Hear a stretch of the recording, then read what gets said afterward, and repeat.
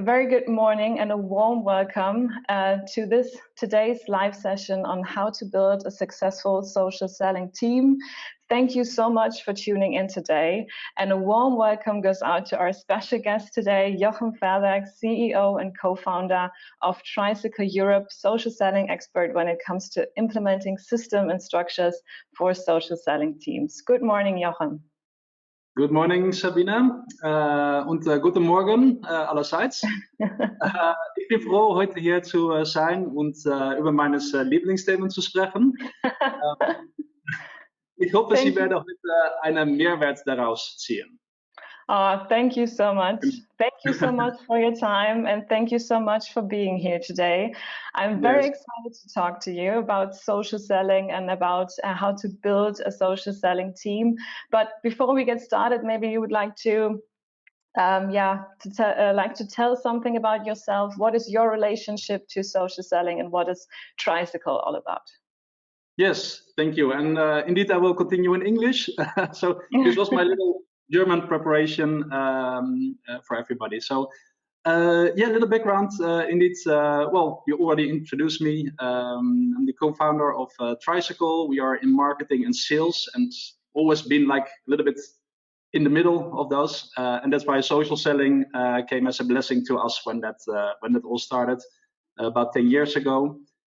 We work mainly with tech companies, big companies, global, and of course we are in Amsterdam, and therefore we also work a lot in the DACH region. And we are really happy to have a partnership with you, with XING, for our mainly our DACH customers. And yeah, we work with a great team of coaches and trainers to support companies in building up their foundations for social selling, and in the end, we want them to win in the social space.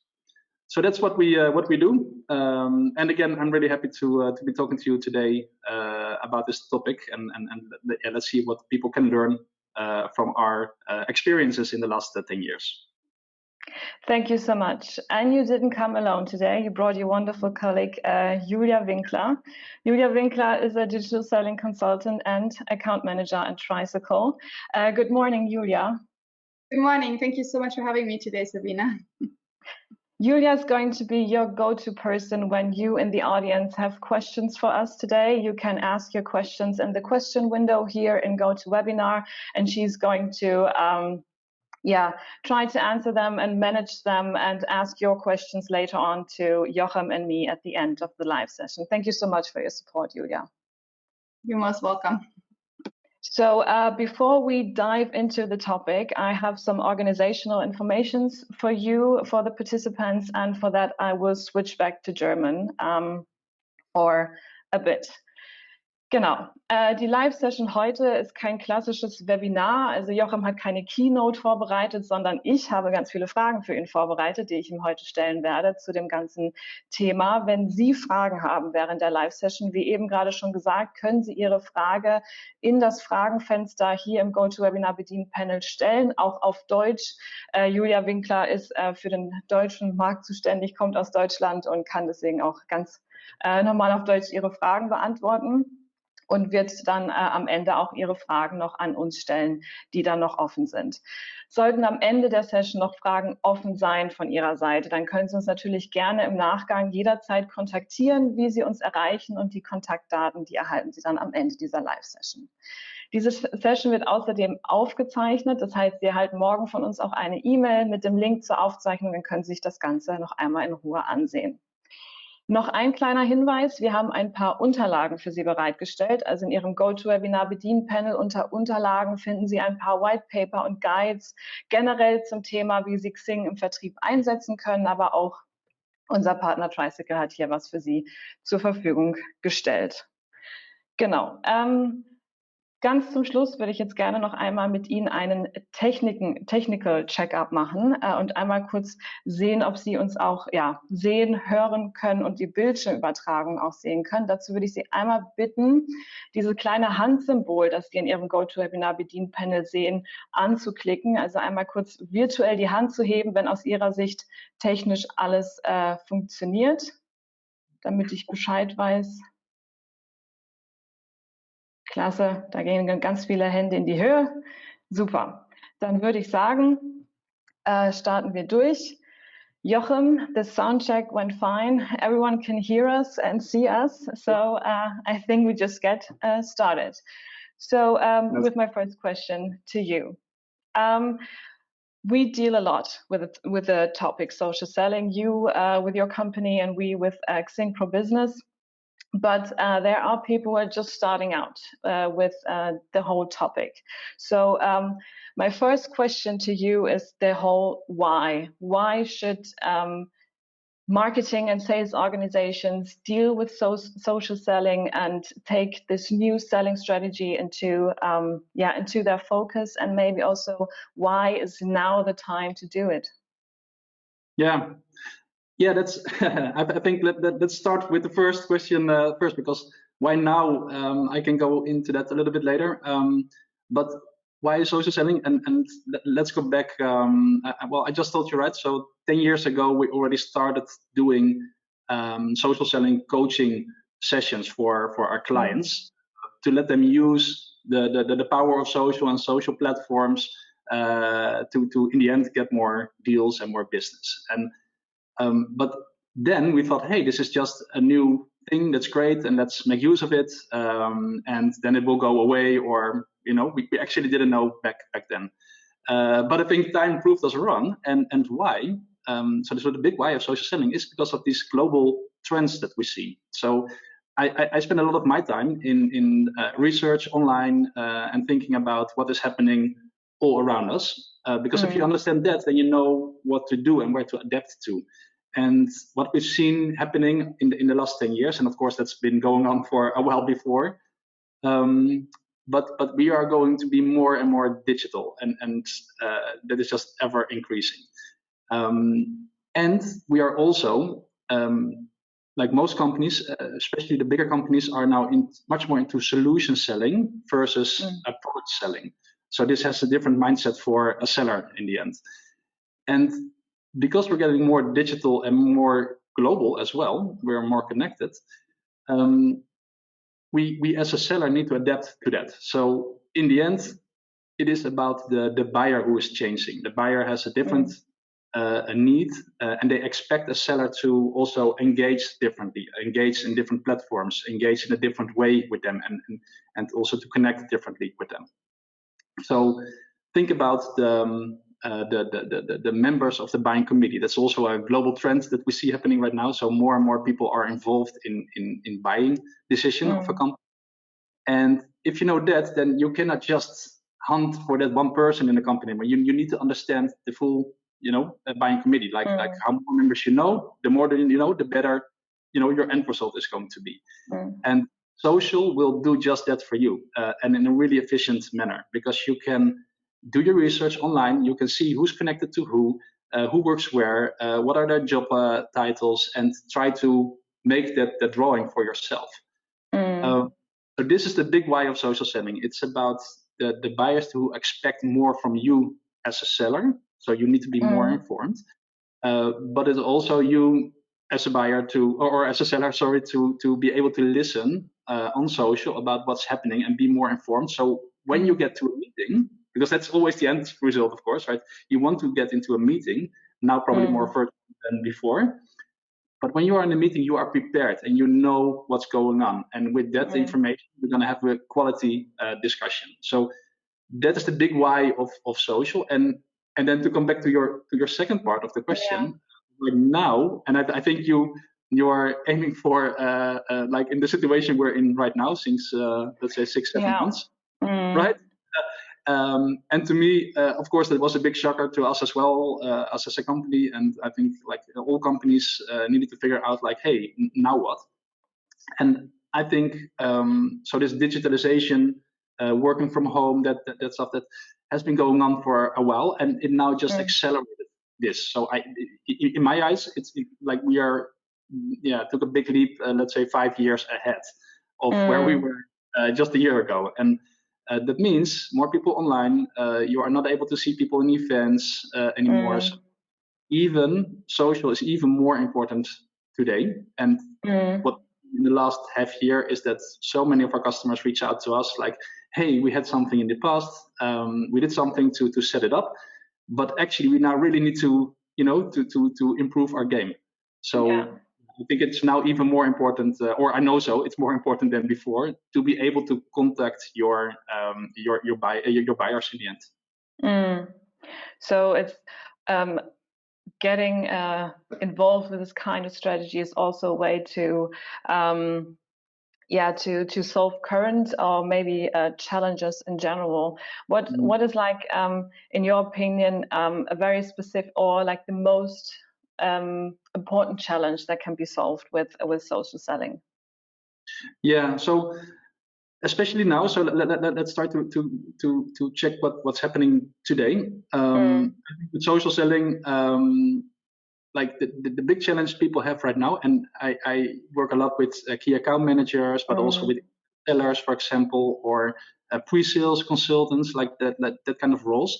The big issue that they have right now is that they do not meet their leads and their clients, or even their coworkers, on events or on a company visit, for example. And this was the first thing that we understood when now in this situation. But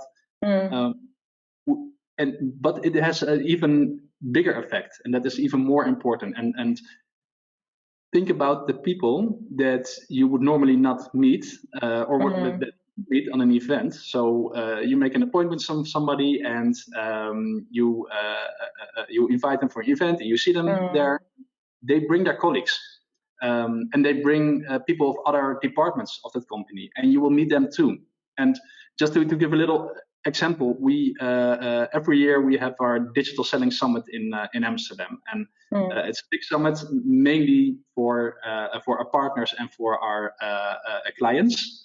So your colleagues were also there last year. Yes. But, and it's great to catch up, and then you meet people. And this year we just didn't have that opportunity because the idea was to do it in the end of March, and so many companies face the same issue. And with not being able to meet the people over there, you don't meet other people as well. So going back to the first point I had in the first question, you don't have the opportunity to meet other members of the buying committee.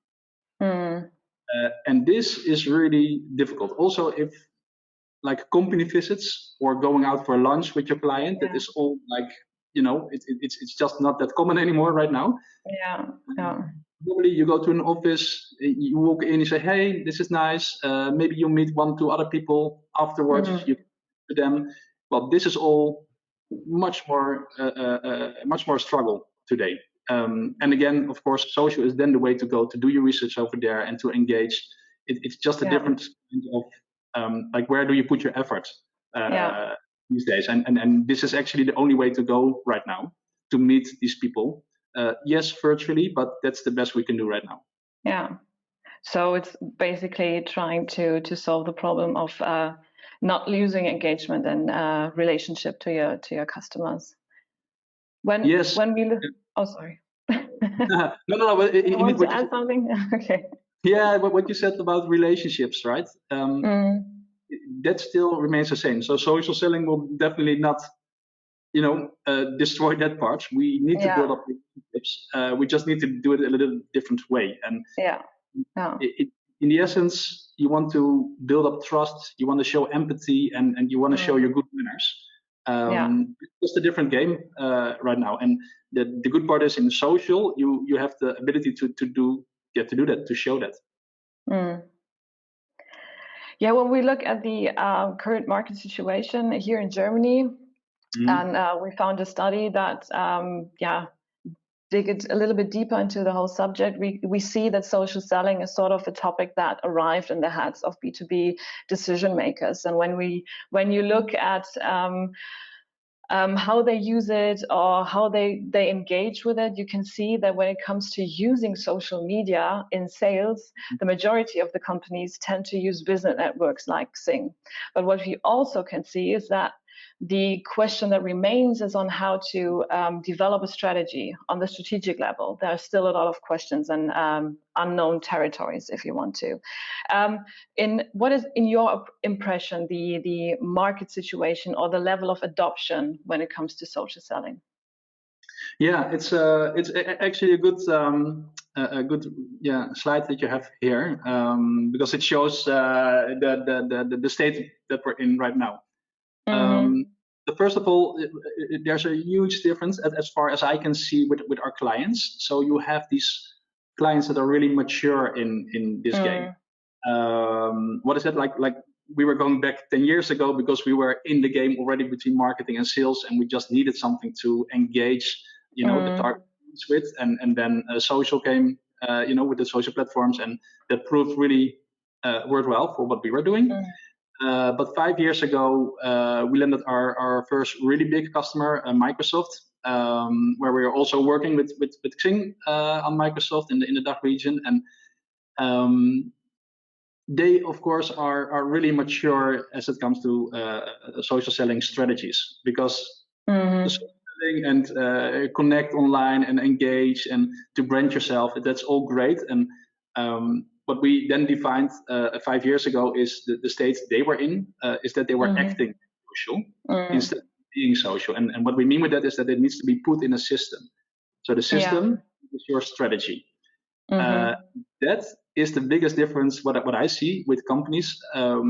Bigger companies, not per se are more mature, but they tend to have a content machine, for example. So they what we see in for example in Microsoft, but also in some other of our big clients, they have like 3 big things in place. So a content machine, a social command center, right, where you can listen to what's happening.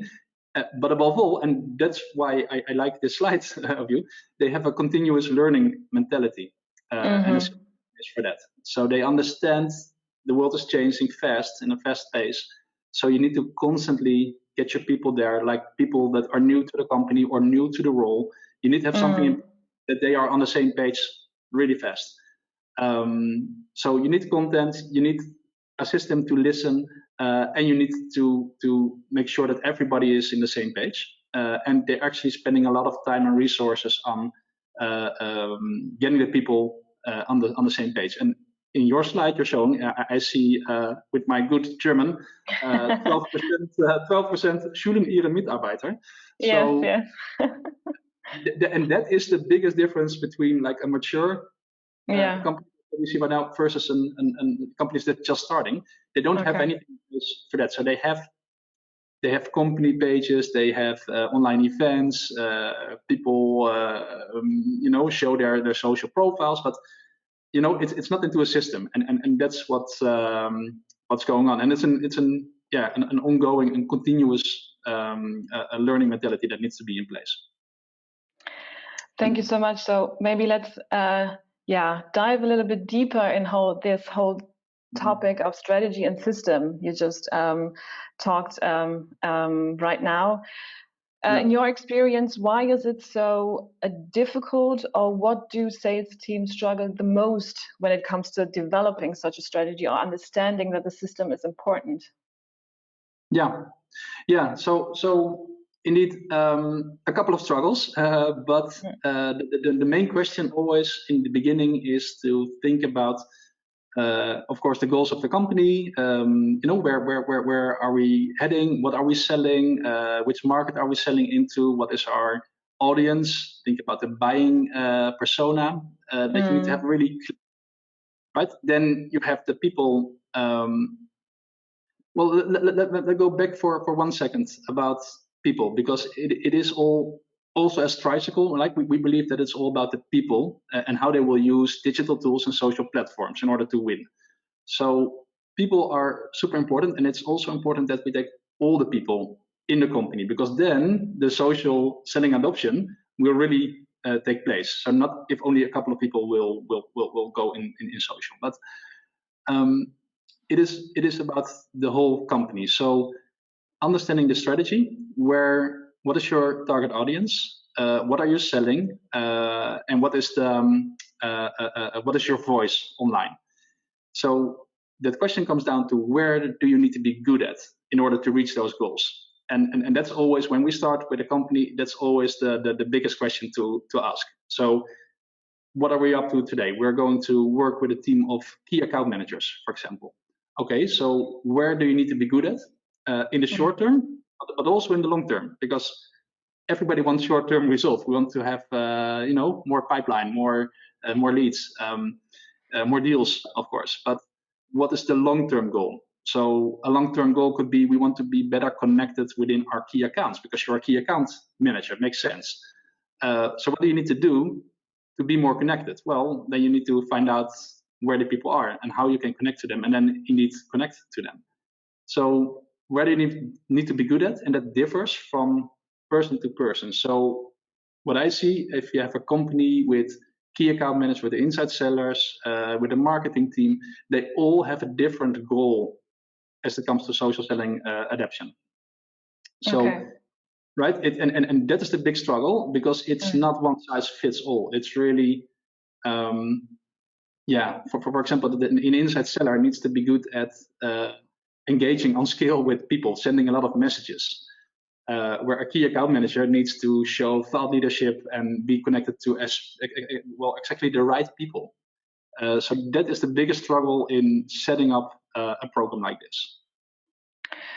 So you already mentioned the goals and that they differ from role to role. But when you look at it from a strategic level, how do you are there any long and short-term goals? How do you differentiate these two parts of setting up the strategy? So short-term is really all about getting in contact and getting an appointment, or getting the people to be trained up. So we use, for example, training completion as a KPI, for example. So you just want to say, hey, we want everybody to be on the same page as a short-term goal, right? And how do we do that? Well, get everybody together in the same room, especially marketing and sales. It's already good to have them in the same room and discuss this topic. But the long-term goal is something totally different. So it's about muscle memory and about DNA and about consistency. And then it comes all about reporting. How can you report on what you are, or what your team is doing? So again, go back to the first question, like where do they need to be good at? Really think about it with the team as a whole. Write that down and think, hey, this is my long-term goal. And the short-term goals is really great, but you have a difference between the input and the output KPIs, because the output KPIs, that is something we cannot really wish for in the beginning. But in the end, hey, if you have all this stuff that we listed down, you will be set up for a better result in the end. So be better connected, be more visible, engage more with people on social platforms, and you can measure that. And also with, for example, the ProBusiness license, for example, you can also measure their behavior. So this is really long-term muscle memory, building like DNA in the team. That is where you want to measure against, and then you want to report like every month. You want to have that overview of how are we doing, and check in. But that is I think the most important part in the long term, to be able to win in the social space. So you already started to talk about KPIs. KPIs is a big topic when it comes to social selling, because with every sales approach and every sales strategy you implement within your sales and marketing organization, there are always the question on how to measure it and what kind of KPIs are useful. And so my question to you now is, with your expertise in that field, what would you say are useful KPIs, or what are maybe the 3 most useful KPIs one can think about when implementing social selling within the sales organization? KPIs always a big discussion, also with our clients, and it is never something that comes easy, because you really need to think about it. Where does this team need to be good at? Where does this team need to be good at? And then think about, let's take Bayern as an example. Bayern München. So the coach of that club will not ever, have a KPI of let's win with 3-0. That that won't work. So really think about, hey, how does the team need to move in order to have the best outcome possible, and then still you can lose or win. That is something else, but at least you can be set up for winning. So what we found out, like the 3 most important KPIs are in the field of the first one, training completion, what I discussed just before. So is everybody on the same page?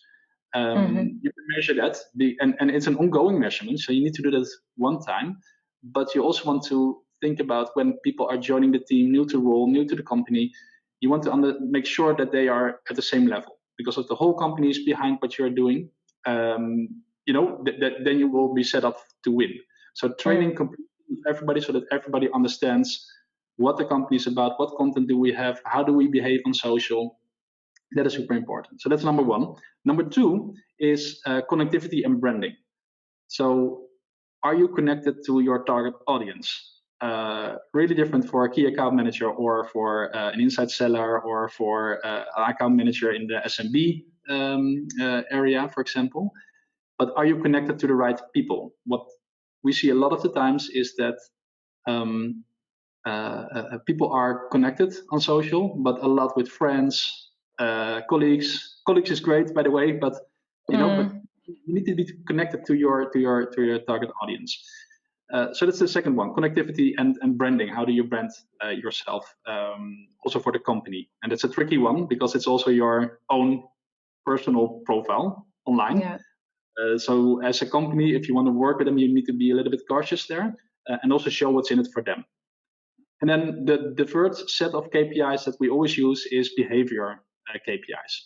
And this is what I just told you about reporting. For example, with ProBusiness, you can report a lot on activity, like sending out messages, connecting to people, going online, visiting other profiles, like all that research. You can measure that. And then you can just say, hey, I want this specific team or this specific person to at least send out 10 messages a day or something like that. This is something you need to discuss in the team yourself. But behavior KPIs is really important because these are the true input KPIs. And if you do that consistently, then if you're going the right direction, and you can steer on that. You can really support the team. Say, hey, this is what we did last month, and this is what we're doing right now. And I see this part falling back. So why? Why is that? And then you have a quality discussion about it. So to wrap it up for your question, training completion is number 1 KPI, connectivity and branding number 2, and then behavior KPIs. So in your opinion, are those more long-term KPIs, or are there also possibility in a short term to make social selling measurable? Yes. Yeah. So short term, think about branding. That is really short term. It's almost like a kind of a workshop that you can do with your company. The same about what content is available, what campaigns are running today, right? So this is something you can do with the company or just with your team on yourself, and sit down and say, hey, we have a KPI. We want everybody to at least be associated with the company brand online. Go to your social profiles and see how you are branded. So you can measure that, and you can say, hey, we want 80% of people to be like that. We want 80% of the people to at least have followed the training and understand our guidelines for what we think is in social. So that is really short term. And then the long term, it's much more about the behavior that we discussed and the connectivity. So you cannot be connected to everybody in short period of time. But if you just connect to, let's say, 1 person a day, for example, then you are over 300 a year in your target audience. So if you take that long term, and long term really talking about 3 years from now, if you keep that up every day, you be consistent, and you say, hey, every day with the team we are connecting to our target audience, then in 3 years from now you are like the best connected company in your target audience. So that is, if you show that to people, then they think, hey, this is indeed something that we need. there are no shortcuts. So it's a really long-term KPI. And then you can go for long-term also, go to business. So think about what is really nice, but also difficult sometimes to measure, is how many opportunities that we have in Salesforce, for example, are now influenced by social. You know, how many of those opportunities are started on social? Yeah. This is quality information you need to get out of the account managers or the key account managers or the inside salespeople, because they will not put that into Salesforce because that's too much work. You know, you don't want to put even more stuff in there. Yeah. So you need to have something in place, and this is where we're helping companies as well with to every quarter measure that with your account managers and just track like how's it going, and how does it tie up to your to the business in the end, and think about success stories. They help a lot. So it's not really a KPI, but showing a success of one of your colleagues that can people to understand that this work needs to be done and that it's like a long-term game versus a short-term. Are there any KPIs or goals who are not just sales, but when you look at the more company-wide approach, KPIs which are shared with marketing maybe, or different departments in the company? Yeah, so for marketing, visibility is always important. So think about content consumption. Think about an event. If you host an event, if you use social selling as in your sales strategy, that means that people are practicing employee advocacy. So that means they advocate for the company. If you have an event and your company is all set up, then it's super easy to invite your connections and the people that you are involved with on social. So this is a good KPI and a good measurement to take. So we host an online event, and how many of these people can we engage directly? So a nice KPI that I always see with companies, it's mainly from a marketing need, but that is contactability, for example. So how many of our accounts, how many people do we know? Fit right spaces in your CRM, and can we contact them? So if we collect their social handles, right, we are able to contact them and then invite them to an event. But this is really like social selling on scale, and this is what marketing, of course, needs. So how many people do you know? How many people are you connected to? How many people can you engage? And how visible are you? Thank you so much. So we talked about the why, how to approach a social selling strategy. Let's look a level, maybe deeper into the sales organization and how the execution of social selling can actually look like. And when we think about that, we always have this, well, we know that there are different roles in sales organization, as you said before, like there's inside sales, key account manager, and maybe people who are out in the field. What does it mean in terms of measures, social selling measures for the different roles in the organization? Yeah, indeed. It's so sorry for my voice, Okay. but indeed. So if you want, like one size does not fit all. So really think about what is the role of this team in order to do well in social, and what does marketing need. So if you look at we talked about the key account managers, right? So they will benefit most from social listening. So if you really know what your target audience is about, then when you get a meeting, you show up prepared. You show up as a seller that a modern buyer expects to show up, right? So you more information, and that is that's the most important part for a key account manager. But if you go to an inside seller or an account manager with like a lot of small companies, right? These sellers they need to engage and they need to map out like new accounts. So total different game there.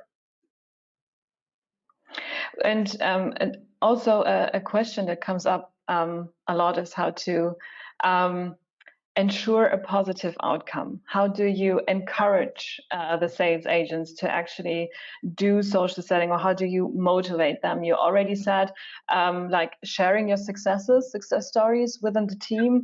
Are there maybe other measurements or other routines you can implement to really drive the social selling adoption within the team? Yes, so indeed, adoption, building up muscle memory, that's super important. And again, to come back to your question of long term versus the short term, long term, in the end, you will win if you keep it consistent. So this is what you want to do. And what you said, there are two approaches actually to go. So one is the gamification kind of approach, and you see this. If we go back to like the companies that are not that mature today, they use gamification a lot because it's something new, it's something exciting in the company, and then it's about, hey, who can connect the most, who can be visible the most, who can have the most or the best profile, or and you can have prizes every month. And so this is always a good way when you want to start with a program for your team.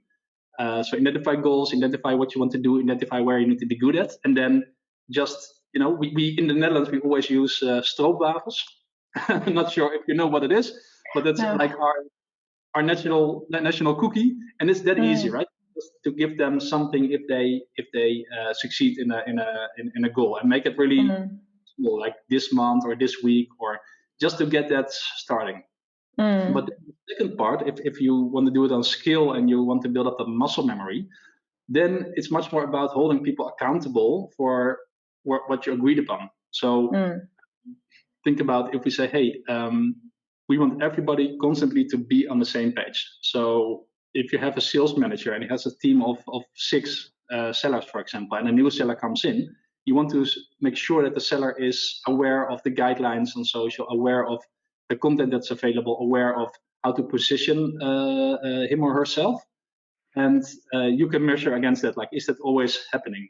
If there's an event, we can say, hey, 50% of all commercial people should at least talk about that event on social and invite their connections. You can measure that.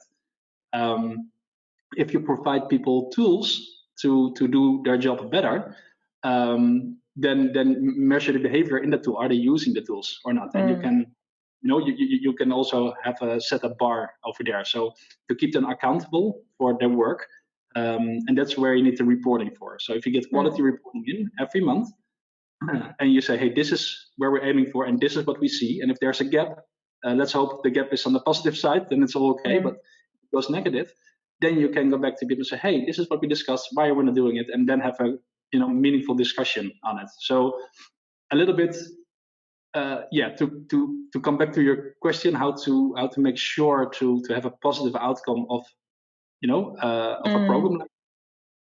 You need to start it off somewhere with a small group, make it fun, use gamification wherever you can, provide them with a lot of material, branding, really help them, support them.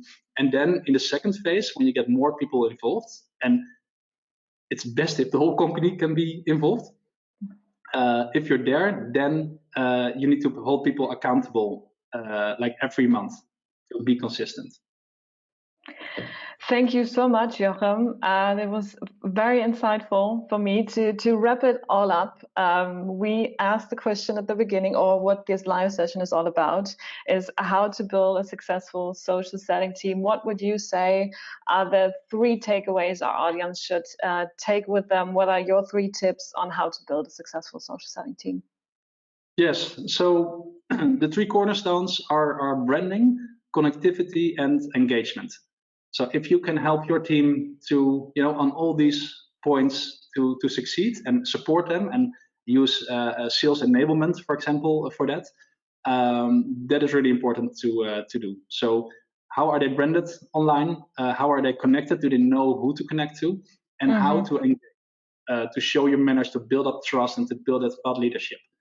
So yeah, I think if you have something in place for those 3 areas, then you're already like doing a really good job, because you don't want to focus on one point you really need to see it holistically.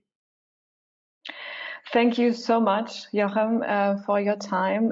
Thank you, Julia, for your support. And as I mentioned at the beginning, if you have some questions that are not answered, if you have specific questions when it comes to using XING or social selling coaching programs, feel free to contact us. Here you have our contact information. I will keep that slide open for a while. And yeah, again, to the audience, thank you so much for being here. And to Jochem and Julia, thank you so much for your time. It was a pleasure having you here. And I wish you a very good day.